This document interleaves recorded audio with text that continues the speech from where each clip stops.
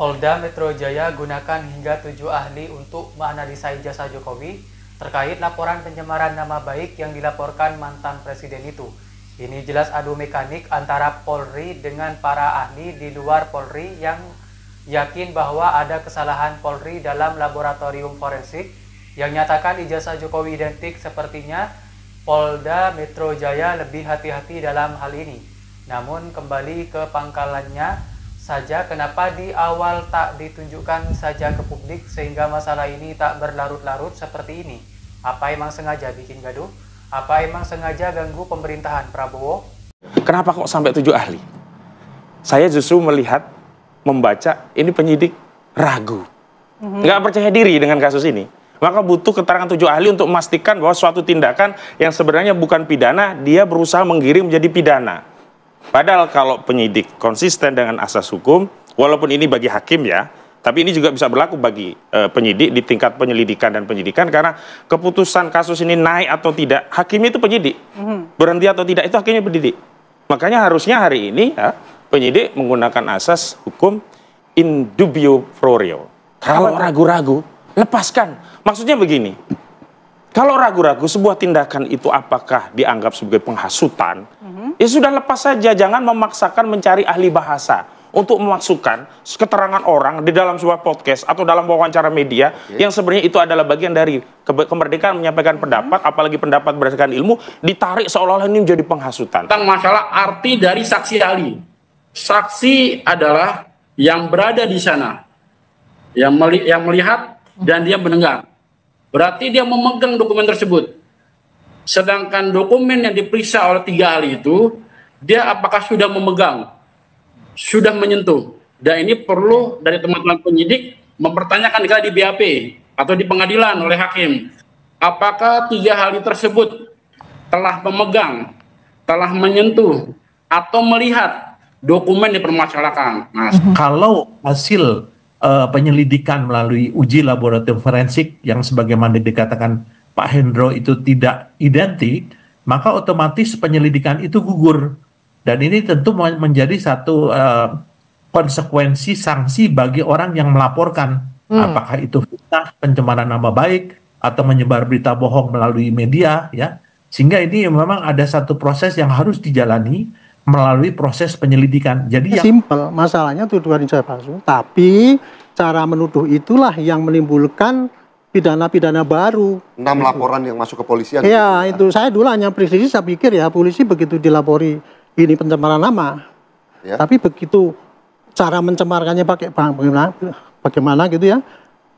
Jejak-jejak digital itu menunjukkan ada ini track pidana ini, gitu kan. Unsur-unsur yang masuk di dalam ini tadi, kelompok sini tadi itu ya, itu penafsirannya itu sangat susah.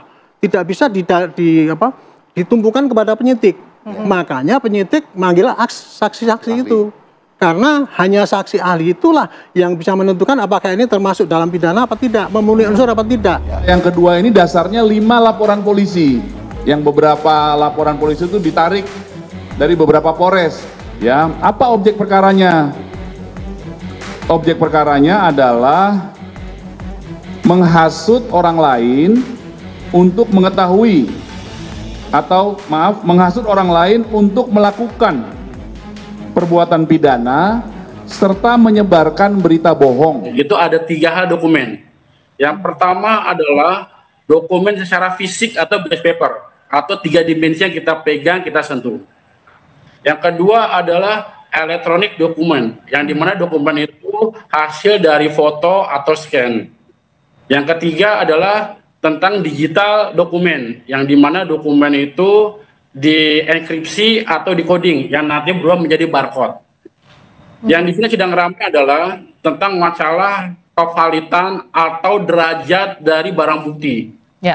Bahwa yang dipermasalahkan adalah barang bukti fisik dokumen, bukan elektronik dokumen. Ya. Nah, inilah menjadi derajat objek pemeriksaan dari teman-teman yang ramai itu menjadi rendah. Itu pertama. Semuanya itu kembali kepada Pak Jokowi. Pertama, kalau jasanya tidak palsu, tinggal ditunjukkan aja kan selesai. Tapi kalaupun dikejar-kejar sama kalian, Untuk apa sih dikejar-kejar? Atau pemerintahan dia udah selesai kan gitu. Ini kan rame.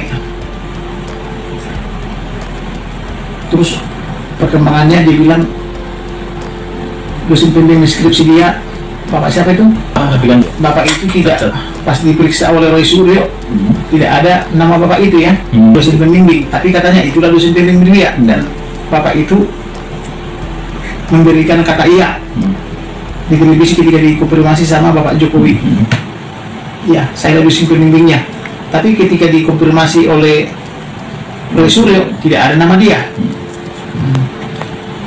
Terus kemudian di ijazahnya itu kan ada tanda tangan. Konon tanda tangan itu dipertanyakan sama putrinya katanya, yang di Australia. Itu bukan tanda tangan bapak saya katanya. Jadi apapun ceritanya itu tetap misteri. Terus kemudian pengacaranya kan anaknya Pak Oto sama Pak Oto, Wakil Menkum HAM ya, Wakil Menteri Hukum dan HAM. Mereka melapor, kita kira pertama kali melaporkan Roy Suryo dan kawan-kawan, atau kita kira yang dilapor itu. Tapi setelah diperlihatkan sama Roy Suryo, laporannya itu tidak ada yang terlapor. Pencemaran dan Pina, tapi terlapornya titik-titik kan itu, tidak disebutkan nama-namanya. Artinya kan lirik. Ceritakan Times New Roman yang sudah sangat modern, rata tengah sangat sempurna, kerapatan titik-titik itu yang nggak mungkin itu diciptakan dengan hand press, letterpress. Ini kan mengumpul semua ini kejanggalan-kejanggalan. Terakhir bantahan dari Pak Kasmujo terhadap pengakuan Pak Jokowi itu sendiri. Jadi saran saya, bro ya, Anda bikin apa yang Anda temukan itu secara baik ya.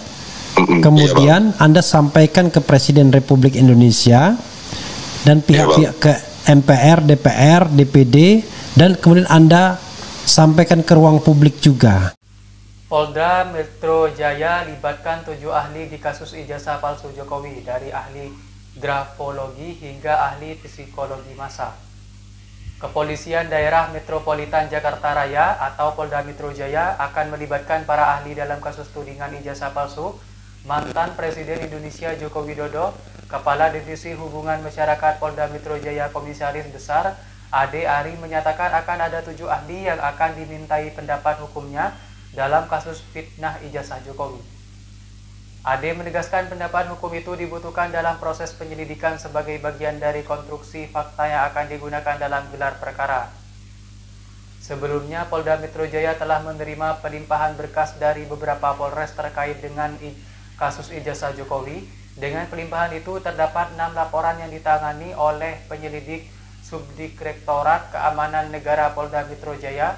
2 kasus dilaporkan di Polda Metro Jaya, sedangkan 4 lainnya merupakan pelimpahan dari Polres Jakarta Pusat, Polres Selatan, Polres Bekasi Kota, dan Polres Depok.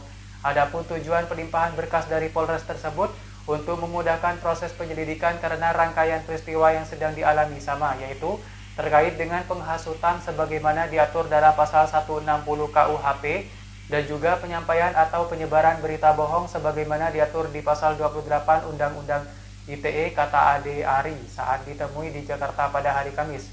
Laporan tentang ijazah palsu mantan wali kota Solo ini juga sempat bergulir di Badan Reserse Kriminal Bareskrim Polri. Laporan itu dilayangkan oleh tim pembela ulama dan aktivis TPUA tentang dugaan ijazah palsu Jokowi.